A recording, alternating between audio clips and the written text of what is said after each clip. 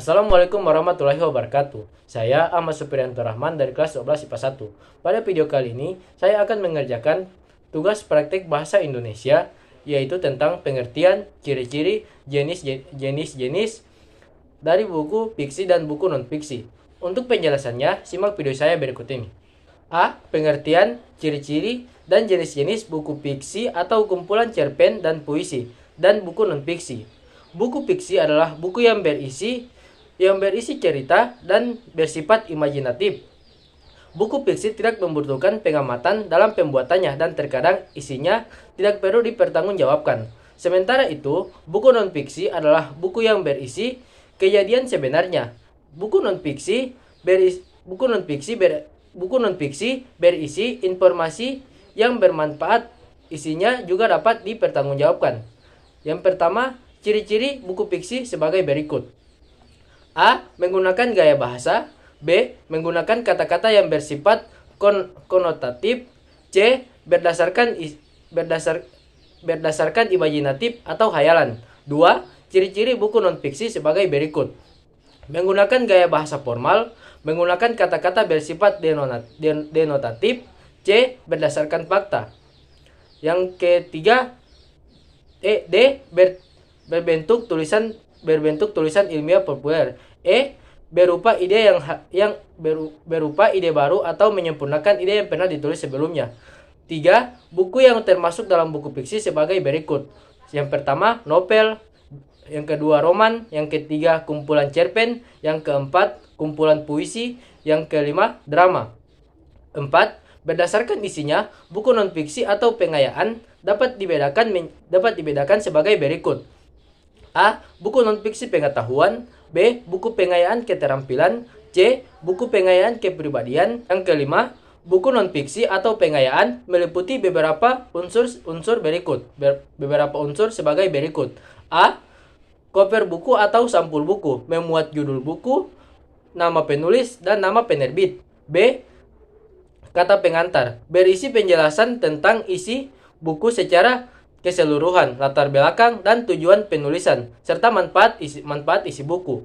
C. Daftar isi, menjelaskan judul-judul bab dan subbabnya yang disusun secara berturut-turut berdasarkan halamannya. D. Isi buku terdiri atas beberapa bab yang di dalamnya memuat pendahuluan, paparan utama, dan penutup.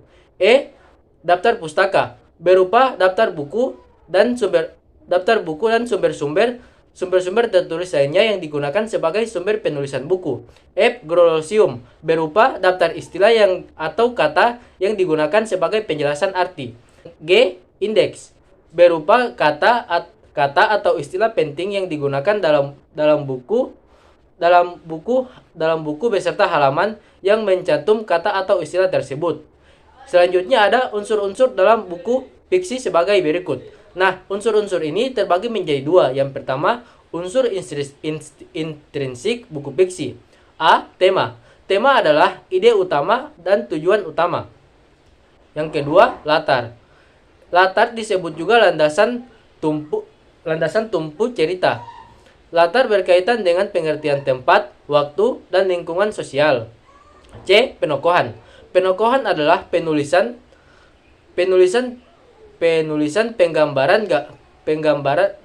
penggambaran jelas tentang seorang yang ditampilkan dalam sebuah cerita. D. Sudut pandang. Sudut pandang terbagi menjadi tiga, yaitu sudut pandang orang pertama. Narator bertindak sebagai si aku. Yang kedua, sudut pandang orang ketiga. Narator menggunakan kata ganti seperti ia, dia, mereka, dan nama diri seperti Budi dan Beni. Yang ketiga, sudut pandang campuran. Pengarang menggabungkan penggunaan sudut pandang orang pertama dan sudut pandang orang kedua. Selanjutnya ada amanat. Amanat adalah pesan yang ingin disampaikan penulis dalam sebuah cerita. Yang kedua, unsur ekstrinsik dalam buku fiksi. A. Bahasa. Bahasa adalah sarana yang digunakan dalam karya sastra. B. Latar belakang atau latar belakang pengarang. Latar belakang pengarang meliputi pemahaman terhadap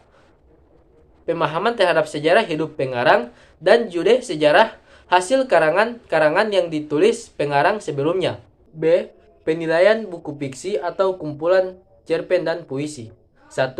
Nilai-nilai kehidupan dalam buku fiksi yaitu sebagai berikut. A. Nilai moral. B. Nilai sosial. C. Nilai budaya. D. Nilai religius. F. Nilai politik. Yang kedua, nilai-nilai kehidupan dalam buku non-fiksi atau pengayaan yaitu sebagai berikut. A. Nilai-nilai dalam buku pengetahuan. B. Nilai-nilai dalam buku keterampilan. C. Nilai-nilai dalam buku kepribadian. 3. Penilaian buku kumpulan fiksi dan buku non-fiksi. Untuk memahami isi suatu cerpen termasuk nilai-nilai yang ada di dalamnya, kita harus menguji dengan sejumlah pertanyaan seperti berikut. A. Pertanyaan literal. Contohnya, yang pertama, di mana dan kapan peristiwa itu terjadi. Yang kedua, kapan peristiwa itu terjadi. Yang ketiga, siapa saja tokoh cerita itu. B. Pertanyaan interpretatif. Contohnya, apa maksud tersembunyi di balik pertanyaan tokoh A? B. Yang kedua, bagaimana makna luas dari perkataan tokoh B? C. Pertanyaan integratif. Contohnya, 1. Bercerita tentang apakah cerpen itu. 2. Pesan moral yang ingin disampaikan pengarang dalam cerpen tersebut. D. Pertanyaan kritis. Contohnya, 1. Ditinjau dari sudut pandang agama, bolehkah tokoh A berbohong kepada tokoh B? Yang kedua, apakah kelemahan dan kelebihan cerpen tersebut ditinjau dari aspek kebahasaan? E. Pertanyaan kreatif. Contohnya, bagaimana sikap Anda apabila berposisi sebagai tokoh B dalam cerita tersebut? Yang kedua, bagaimana kira-kira kelanjutan cerpen tersebut jika tokoh A tidak meninggal? C. Nilai-nilai dalam buku fiksi atau drama. Nilai-nilai yang terdapat dalam naskah atau buku drama yaitu sebagai berikut. Yang pertama, nilai didaktis. Nilai didaktis merupakan nilai yang menyoroti secara khusus nilai pendidikan dalam sebuah drama sebagai berikut. A. Pendidikan watak. B. Pendidikan sikap. C. Pendidikan moral. Yang kedua, nilai sosial. Nilai sosial dalam drama merupakan petunjuk umum dan pengarahan tingkah laku seorang serta kepuasan dalam kehidupan sehari-hari. Yang ketiga, nilai budaya. Nilai-nilai budaya diantaranya sebagai berikut. A. Bahasa. B. Pengetahuan. C. Sistem peralatan. D. Sistem religius. Demikianlah video dari saya. Lebih dan kurangnya saya mohon maaf. Wabillahi taufiq wal hidayah. Wassalamualaikum warahmatullahi wabarakatuh.